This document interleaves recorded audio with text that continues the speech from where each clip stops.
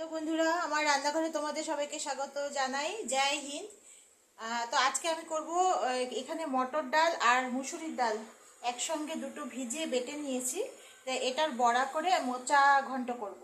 তো মোচাগুলোকে গরম জলে সিদ্ধ করে চটকে রেখেছি। আর এখানে নিয়েছি আলু, সঙ্গে থাকবে হলুদ, আর এখানে আছে জিরার গুঁড়া, সঙ্গে থাকবে কাঁচা লঙ্কা, তেল আর লবণ। চলো রান্নাটা শুরু করি। তো কড়াইতে তেল দিয়ে আমি প্রথমে বড়াগুলোকে ভেজে নেব। এখানে আমি লবণ আর মিষ্টি মিশিয়েছি, আর অন্য কিছু মেশাইনি। কারণ এখানে অন্য কিছু মেশানোর দরকার পড়ে না, যেহেতু মুসুরির ডাল আছে, মুসুরির ডাল আর মটর ডাল একসঙ্গে আছে, সেই জন্য এটা ডিরেক্ট আমি এটাকে ছোট ছোট করে আমি এটাকে ভাজবো। এটার সঙ্গে ময়দা বা বেসন কিছু মেশানোর প্রয়োজন নেই। তেল গরম হয়ে গেছে, হাতের মধ্যে নিয়ে এরকম ছোট ছোট সাইজের বড়াগুলো আমি তৈরি করে নেব।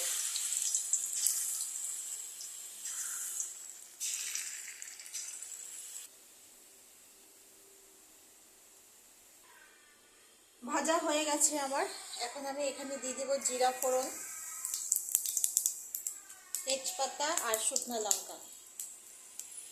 এখানে ছোট ছোট করে কেটে রাখা আলুগুলোকে ছেড়ে দেবো।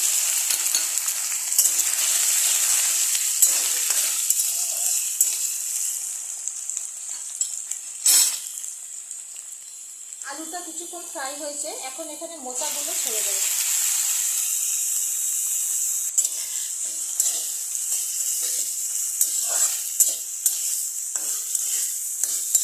এটাকে একটু ভালো করে আলুর সাথে তেলের সঙ্গে সব কিছুর সঙ্গে মোচাটাকে মিশিয়ে নেব।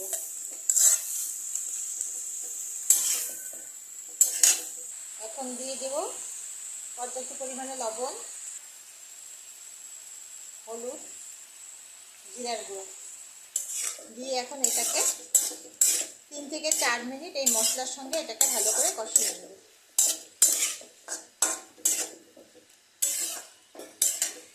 এখন দিয়ে দেব মিষ্টি। এটা কষানো হয়ে গেছে, 4 মিনিট ধরে আমি এটাকে কষিয়েছি।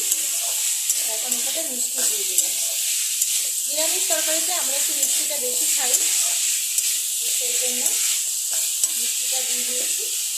কেউ যদি আরও বেশি মিষ্টি দিতে পারো, বা কম মিষ্টি হলে কম মিষ্টি দিতে পারো।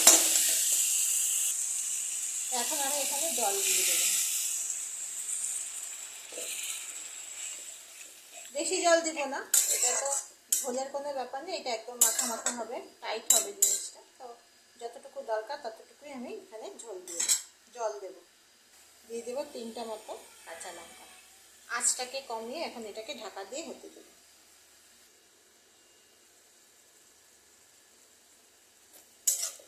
জলটা অনেকটা শুকিয়ে এসছে। এখন এর মধ্যে আমি দিয়ে দেব ভাজা করে রাখা এই ডালের বড়া।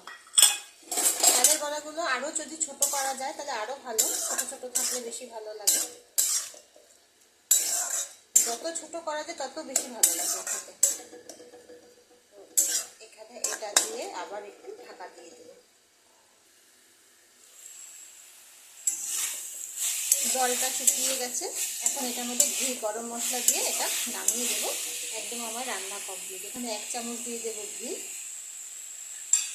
আর এখানে থেতো করে রাখা দিয়ে দেবো গরম মশলা। এখানে আমি শুধু এলাচ আর দারচিনি দিয়েছি, অন্য কিছু কিন্তু আর দিইনি।